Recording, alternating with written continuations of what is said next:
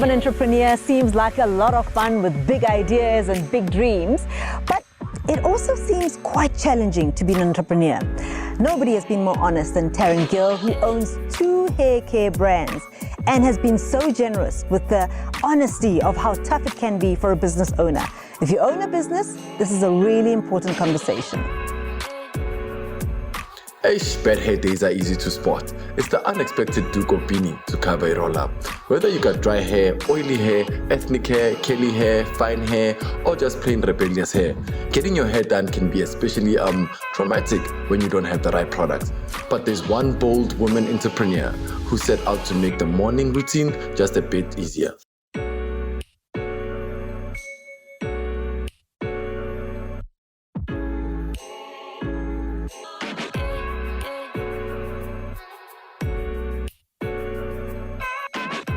So the first thing I noticed was your hair when you got here, and I'm sure you hear that a lot. But wow, it's so healthy. It's so rich. It's a long journey for me. I've always had big natural curls. My mother and father were big into nightclubbing in the 70s and the 80s. They were big nightclub owners, and my mother was very daring with her styles.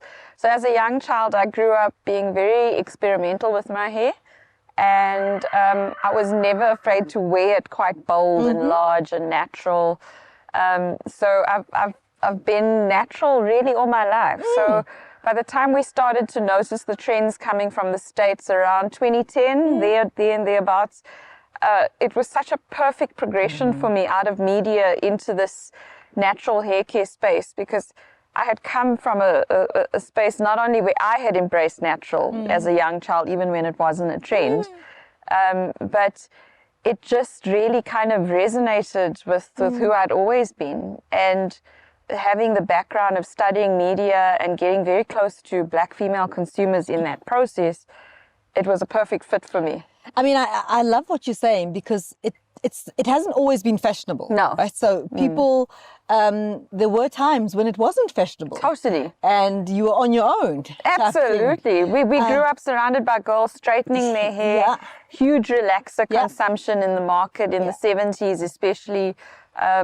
We were not the mainstream if you were wearing your hair naturally, and afros might have been a thing in the 60s and 70s, but the main trend was a lot of relaxers, a lot of blow waves and ironing. Especially from the 80s, it just became... Totally. Yeah. And you stuck with being yourself, being natural. Like I say, I had a mother who was very proudly bold in her afros and color, lots of color. So it was a natural progression for me, and I loved it. Yeah. So when the trend hit South Africa, in like... right up your alley. Right up my alley. I started around 2013. But I think what also happens over time, you really appreciate now that you're older, that you always were consistent with being okay with natural hair, because the rewards are here. Great hairline. As you can tell, because your hair is in amazing condition. Yeah. So you've obviously embraced it long ago. Oh no, you speaking my language. Yes. You're speaking my language. I hear you. And I just wonder, as someone who is you were a hairdresser at some point? No. Never. Media girl. Yeah. Never. Been in media all my life. Up to about 2010, I published my last magazine just after the World Cup, and got into consulting marketing research and strategy around Black female consumers, and went from there into hair care.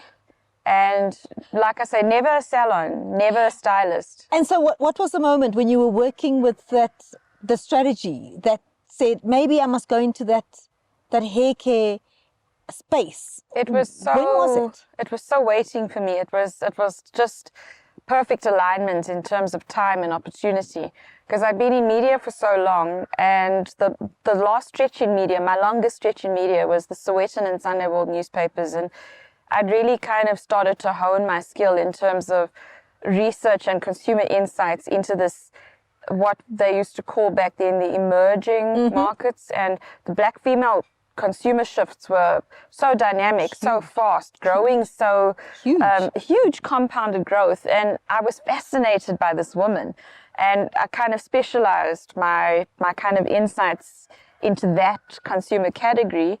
And very much by chance, launched a salon for a friend in downtown Joburg, and discovered some American products in that salon. Not long after that, I invested in a few of the American ranges and sold them online so quickly, and realized, oh my gosh, there's a demand. You know, so this data was real. The data was real. I did my test run selling American products in the South African market online, and they flew off the shelf. And then I thought, well, why am I selling American products when all the ingredients are here? Yeah. And just slowly, I kind of built the courage to go from media to hair care, which was a huge jump. I was going to say, A huge did jump. anybody say, are you nuts? Everyone said I was nuts. Everyone thought, are you crazy? All I had was the marketing strategy and the marketing skill and the consumer insights. I had to teach myself about the hair care industry. I made friends and alliances with formulators and trichologists and other women who were doing their masters in trichology around hair science, and my formulator became my work husband. And together it took us 2.5 years to create the first 22 formulas that became the perfect hair, and that launched into clicks. Like I say, it took me about 2.5 years to get to market. So you have this conviction, you know what you want to do, you've kind of tested the market, but I'm sure it was quite something getting it onto the shelves. It was enormous. Yeah. It was absolutely daunting, terrifying, costly. I made so many mistakes. It was not for the faint-hearted. And I think the word entrepreneur is literally, the Harvard Business School reports all categorize an entrepreneur as the individual seeking opportunity beyond their current realm. And that implies one very important characteristic. You need to be immensely curious. Okay. Curiosity to take you beyond what you can see and to look for the opportunities into foreign territories that you don't necessarily understand the playing field, but you're willing to learn. And the determination and the grit needed to go through those uncharted waters, I think more entrepreneurs need to know about that. It's tough. I mean, you're right. It's not an easy market, and a lot of categories are immensely saturated. So it's not like you're going in as a brand new novice. You're facing immense competition in the hair care space now. I mean, maybe when I started, not so much. I only know one entrepreneur was ahead of me in terms of local manufacturing and design of products. I think the one thing entrepreneurs need to be so mindful of in any economies, maybe South Africa particularly, but in any economy, is the journey from idea and concept mixed in with lots of passion and purpose and determination. Starry-eyed. And the reality of trading that sits on the other end of that spectrum.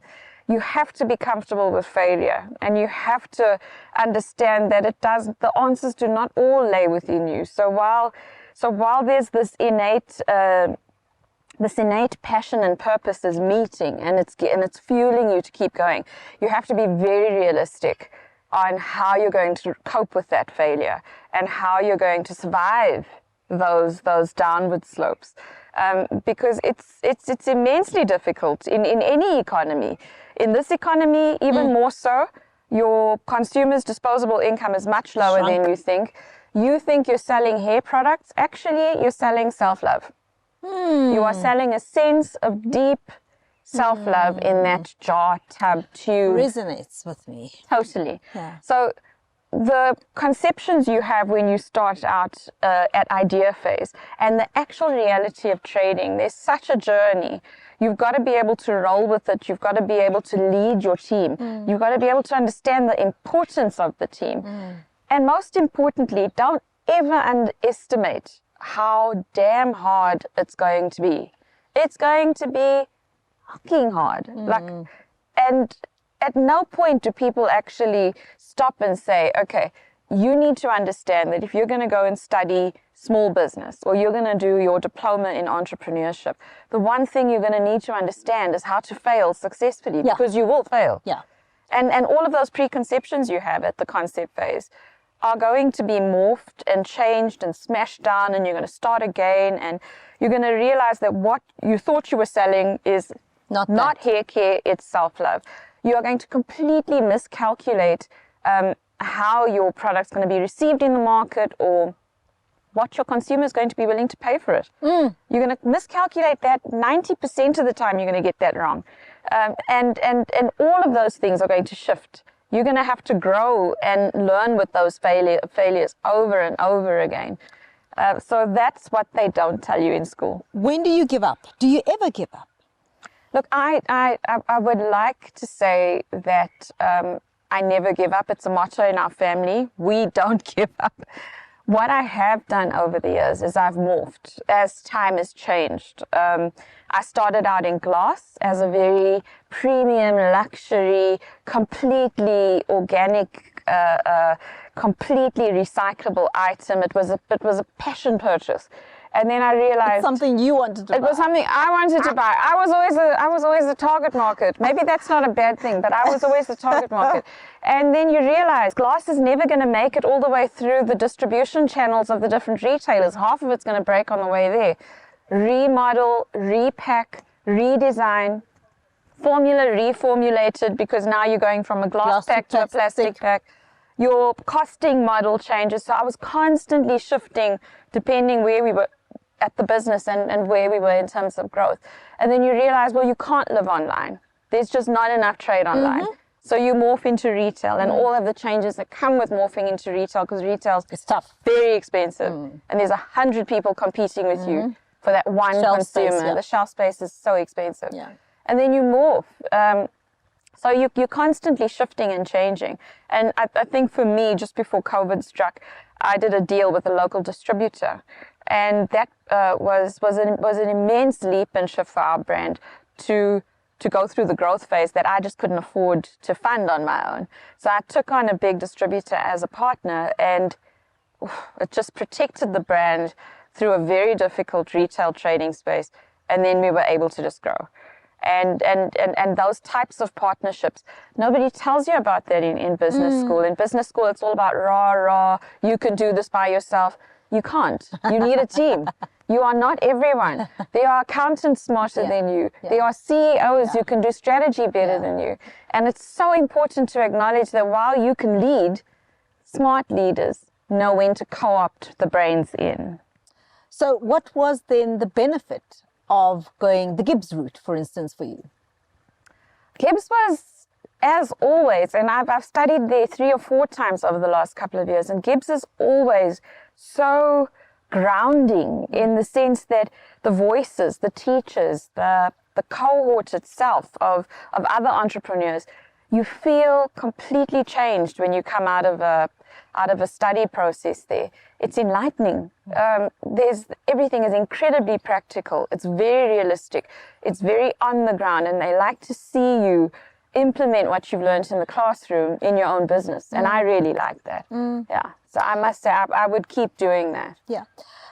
You speak of, the many pitfalls, the challenges, the ups and the downs and so on. Let's talk a little bit about the team, because you've touched on the team a bit. Surrounding yourself with skilled people. Yes. It's tough, though, to afford skilled people when you're a small business trying to build something. So hard. So hard. Especially when you're growing and you understand, like you say, that your budget just can't buy in the skill that you really want. So I went through a good couple of years of co-opting in people who were like me, who had the skill, but their businesses were still small and they were looking for synergies. So I did a lot of synergies with similar-minded and similar-sized businesses to get me to the point where I was ready for a distribution partnership. But like I say, a lot of people don't necessarily communicate the amount of compromise, shift, failure, repeat failure, in order to get to the point where you can say, right, now I've consolidated, we've made the changes we needed. Now we can look for the bigger partnerships in order to really grow from micro to macro. And that in itself is a long, long, long journey. I mean, Perfect Hair must be 10 years old by now. And only now can we honestly say we have a solid national footprint in retail. And that took 10 years. So the whole notion that you can make money in year one is, well, just a notion. So you speak of how it was, you thought it was about hair and realized it's not about hair. It's not about It's hair. about self-love. But I want to ask you about the step beyond that. This entire journey. What's it really about for you? I come from a line of entrepreneurs. So while I thrived in corporate, by the time I had my second child, I knew I had to do something a bit more flexible. I wasn't going to have kids after that, and I wanted to be very much a present mother. So it was that innate passion. My mother and father were very powerful entrepreneurs. I wanted to give it a go. The baby came, and that was the perfect time to actually venture out and try it. When I got into hair care, everything, the gut, the mind, the heart was aligned. I just Beating knew, at the same time. Beating at the same time. I just knew this is it. This is the one that was meant for me. I had had such fun in media. I'd done everything from publishing magazines to strategy, research, all kinds of marketing jobs, in and out of newspapers and mags. But when I hit hair care, it was just it felt like a calling, like I'd come home to something. And that for me gave me a lot of faith, even on the days when the failures were intense and it was very sore to get up and keep going. And in this market, it's ruthless. You know, when you lose money, you lose a lot of money. And I think what kept me going was I had such a close-knit family of shoppers around me.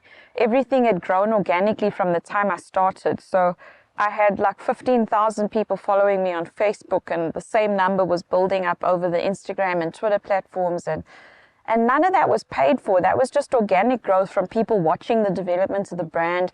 And as you know, people are passionate and love to talk about their hair, which is when one of the lecturers at GIBS said to me, you are not selling hair creams. You are selling self-love.